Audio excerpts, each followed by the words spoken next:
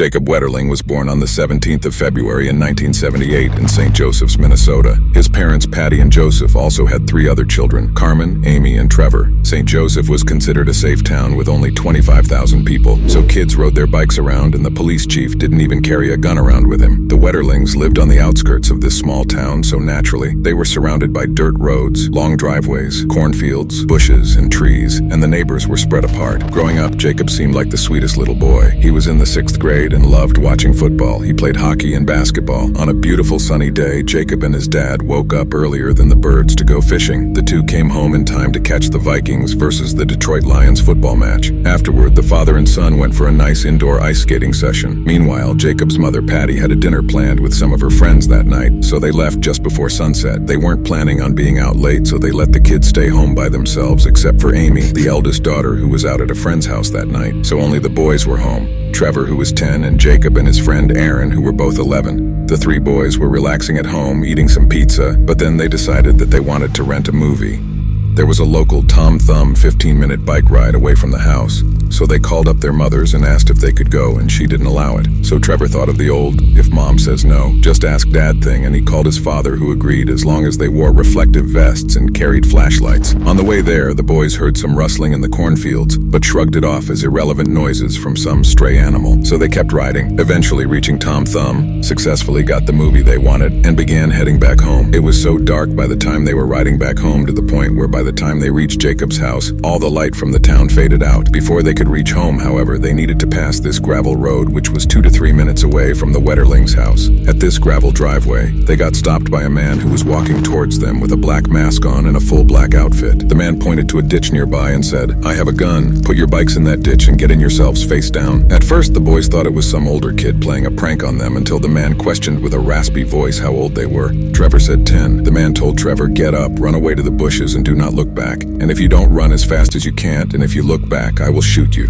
Trevor ran away. The man then turns to Jacob and Aaron and commands them to stand up. The man asked Aaron how old he was. Aaron replies 11. While groping and fondling him, the man asked Jacob how old he was, and Jacob replied 11. The man told Aaron the same thing he told Trevor. "Run into the bushes and do not look back. And if you don't run as fast as you can't, and if you look back, I will shoot you." So Aaron ran off as fast as he could, so fast that he caught up to Trevor, and the two looked back and saw that both the man and Jacob were gone. That was the last time Jacob was seen alive. When Trevor and Aaron got back to the house, they were yelling at their mother Patty about what happened to them and that Jacob had gone missing. Hands shaking and breathing unsteady, Patty immediately picked up the phone and called Father Joseph. Joseph came to the house and dialed 911. Since he wasn't on the scene himself, he handed the phone to Trevor to explain to the agent exactly what went down. Trevor said that the man's voice was deep and raspy, and his body was short and stocky. When officers first arrived at the Wetterlings' house, they did not believe that Trevor and Aaron were telling the truth, and instead, the police suspected that the boys had killed Jacob themselves and were simply trying to cover up. It wasn't until 90 minutes later that the police started their search. The fire department, law enforcement officers, volunteers from the neighborhood, and even helicopters joined the search to find Jacob. The only thing that they found were footprints and tire tracks near the long gravel track where Jacob was abducted.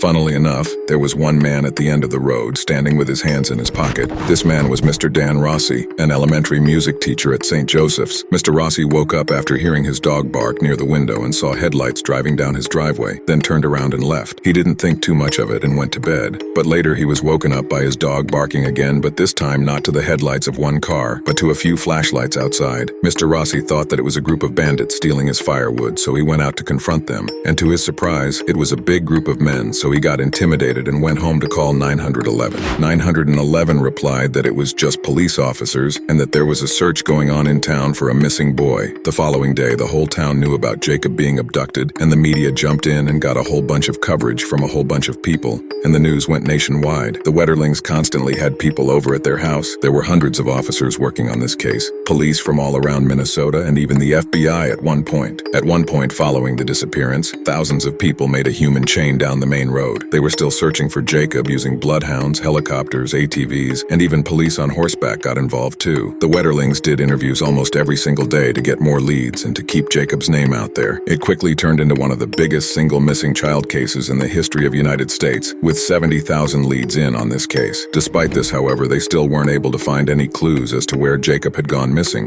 and neither did they have any suspects to question. It wasn't until 2004 that the police finally named a real person of interest. This was Dan Rossi, the elementary music teacher who lived near the place where Jacob was first abducted. In 2002, a man named John Senna was elected the Stearns County Sheriff, who vowed to do his hardest to solve this case. He and his team in doing that came up with his own theory, which had Dan as the main person of interest. For 14 years until John was elected, the police were working under the assumption that whoever had abducted Jacob had done so using a vehicle, considering the tire tracks near the abduction site. But John and his team thought that whoever abducted Jacob did so on foot, which basically meant that the abductor had to have been close by. This entire theory came about because of a guy named Kevin and his girlfriend. On the night of the abduction, they were listening to a police scanner and heard about what happened to Jacob, and they decided to go and check it out for themselves, but didn't see anything except the bikes. They did a U-turn around Dan's driveway and saw a policeman parked in a car park and tried telling the officer about the bikes, but he didn't care at all. This became a story Kevin told everybody, and in 2003 he told it to someone who happened to be a federal marshal. This marshal urged Kevin to tell law enforcement about this, which Kevin did do, which immediately explained away both the car that Dan saw and the tire marks that were found. Hence the sheriff's office believed that Dan Rossi was the main person of interest. That is when investigators decided that Dan Rossi was their guy. From this point on, the police spent their time trying to build their case against Dan. Until the 30th of June in 2010, when investigators from the Stearns County Sheriff's Office, FBI agents, and even officers from the State Crime Bureau came to search Dan's house, which lasted 2 days, even excavating a part at the back of his property where he and his family often dumped ashes from their wood burnings. This was all over the news, with helicopters getting coverage by watching over the entire search of his house, and the face of this man, Dan Rossi, was plastered everywhere. His life was essentially ruined by this because he was believed to be the main suspect who abduced the innocent Jacob boy. He was treated in this horrible way for 15 years alongside his parents, who he lived with at the time. He wrote several complaints about how he was treated, and nothing was ever done to help him. On the 28th of October, 2015, police finally came up with a new suspect. His name was Danny Heinrich, who was in fact the first person of interest in this case. What happened was that Danny was linked via DNA evidence to another abduction in the same area of a boy named Jared Shale. At the time of Jared's abduction in 1989 in Cold Spring, 9 months before Jacob's abduction, Jared and his friends went ice skating together before heading to a cafe called the Side Cafe. Afterwards, Jared and his friend walked home together until they had to part way to go to their own homes, which is when a man pulled up beside him in a blue car and asked him for directions. The man then got out of the car and told Jared to get into the car because he had a gun and wasn't afraid to use it. So Jared began walking to the passenger seat, but the man told him to get in the back seat and to lie face down in the back seat. The man told Jared to put a hat over his head. Jared later told the police that the man was listening to some type of walkie-talkie, which turned out to be a police scanner. The man drove for about 10 to 15 minutes, and Jared was trying to keep track of where he was being driven, but once they got past a train track, he lost track. Eventually, the man drove onto a gravel road and stopped. The man got out of the car into the back seat with Jared and sexually assaulted him. He then drove Jared back to town and dropped him off about 2 minutes away from his house and told him the same thing he told Trevor and Aaron. Run away as fast as you can, and if you look back, I will shoot you. He said if anybody got close to finding out who he was, or if anybody came looking for him, that he would find Jared and that he would kill him. Heinrich was questioned, and he gave them a sample of his hair, shoes, and even his ties. He was super cooperative, and his footprint was compared to the ones at the driveway. And while they were close, they said it wasn't a sure thing. The police managed to get a search warrant to Heinrich's father's house, the place he was staying at during the time Jacob was abducted, and they found black boots, camo pants, police scanners, and several trunks. Inside the trunks were 2 photographs, one of a boy in his underwear and the other of a boy in a towel coming out of a shower. He insisted that it wasn't what it looked like, so the police let him keep the photos, which he ended up later burning. It wasn't until 2015 until Heinrich became the main person of interest again in Jacob's case. How this came about is that Jared ended up moving to Paynesville, and he heard about a string of sexual assaults that had occurred in Paynesville. Jared connected the dots in his head that maybe his case, Jacob's case, and all these assaults in Paynesville were all connected, so he started trying to get in contact with the boy boys that have been sexually assaulted, and all of them got together and got in contact with the investigators of Jacob's case. The investigators ended up going back and looking at all of these cases, and they also had a look at Danny Heinrich. Luckily, investigators still had the clothes that Jared was wearing the night he was sexually assaulted, and they still had Danny's hair. These were sent off for testing to compare the DNA on them, and results came back a match. But by the time they figured this out, the statute of limitations on Jared's case had expired, so the police couldn't charge Danny for it. Although luckily for this DNA match, they did have enough evidence to go and search his house for any evidence of Jacob.